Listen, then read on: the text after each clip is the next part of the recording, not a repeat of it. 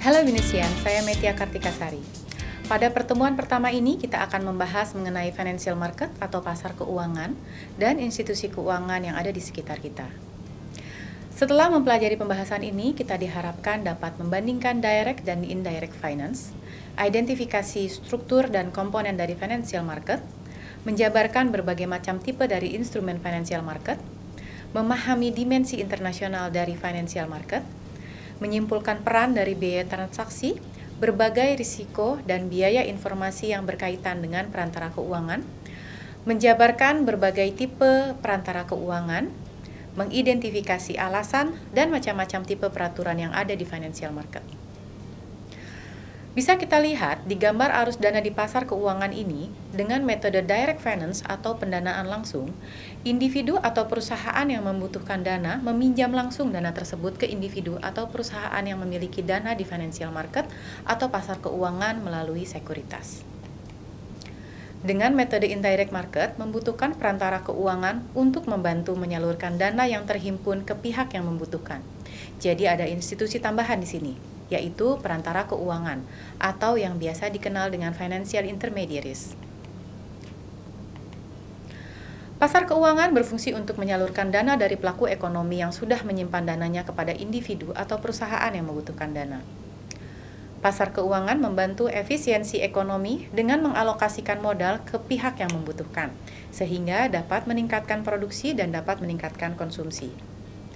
Ada beberapa kategori dalam pasar keuangan: debt and equity market, primary and secondary market, exchange and over-the-counter market, dan yang terakhir adalah money and capital market. Debt and equity market adalah salah satu cara perusahaan untuk memperoleh dana. Perolehan dana ini dapat melalui pinjaman dari obligasi atau hipotek, dan atau melalui penerbitan saham perusahaan. Pasar keuangan yang kedua adalah primary dan secondary market. Primary market adalah pasar keuangan yang menerbitkan sekuritas baru. Sekuritas yang dimaksud biasanya berupa obligasi dan atau saham. Pasar primary menjual obligasi dan saham ke pembeli awal melalui investment bank. Biasanya, penjualan di primary market tidak diketahui secara umum oleh masyarakat. Sedangkan secondary market adalah tempat sekuritas diperjualbelikan.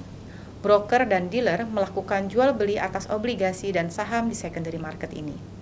Secondary market dapat dilaksanakan dengan dua cara, yaitu dengan exchange market, di mana pembeli dan penjual sekuritas atau broker dan agennya bertemu di suatu tempat untuk melaksanakan transaksi, atau over-the-counter market, di mana banyak dealer dari berbagai lokasi mau menjual sekuritasnya. Biasanya, transaksi ini dilakukan lewat komputer dan sangat kompetitif.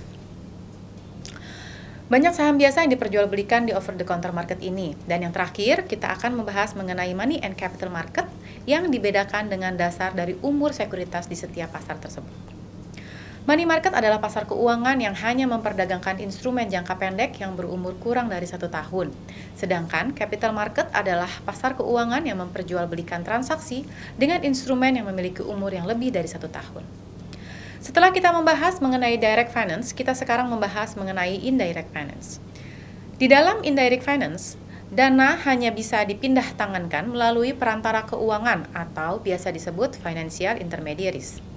Perlu diketahui, walau masyarakat lebih umum mengenal tentang pasar saham, financial intermediaries adalah sumber yang sebenarnya lebih baik bagi perusahaan untuk memperoleh dana. Hal ini diakibatkan karena financial intermediaries dapat mengurangi biaya transaksi. Melalui pengalaman dan besarnya transaksi yang dilakukan, mengurangi resiko bagi investor dengan metode risk sharing. Informasi yang dimiliki oleh financial intermediaries biasanya lebih komprehensif dibandingkan yang diketahui oleh sebagian institusi. Dan informasi yang mereka miliki dapat mereka gunakan untuk menyediakan jasa bagi berbagai pelanggannya. Sebagai bahan evaluasi, silahkan Anda jawab pertanyaan berikut.